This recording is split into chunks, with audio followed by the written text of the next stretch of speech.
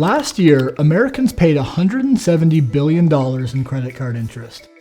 Our interest payments are far higher than any previous generation, and that's because of what has happened to credit card interest rates. In 2013, rates were on average 13%. Today, they're 24%. A credit card's interest rate determines the charge you get hit with if you don't pay off your monthly bill. It's the price to borrow.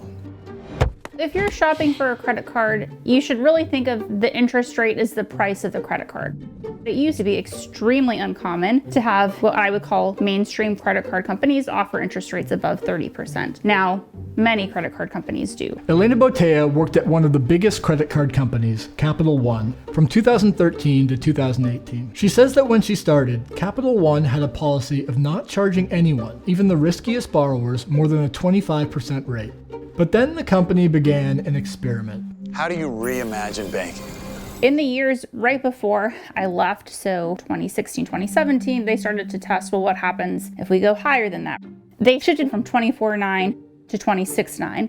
Some of the last conversations I was a part of is, when can we test above 26.9, right? Like, how quickly can we get a test in market to see what happens when we go with even higher interest rates? Elena showed me a timeline of those years, graphing the interest rates that Capital One offered each year by mail on one of their most popular cards.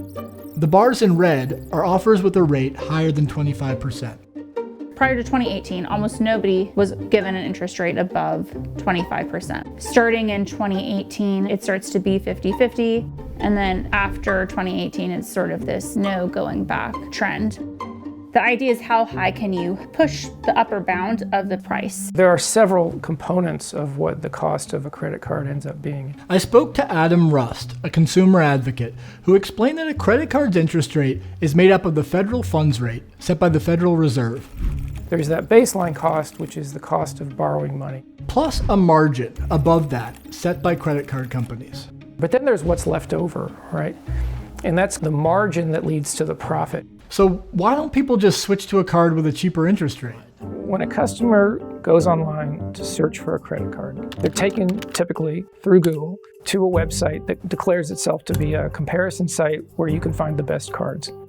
Those aren't actually the best cards. Those are the cards that pay the highest fees to that website.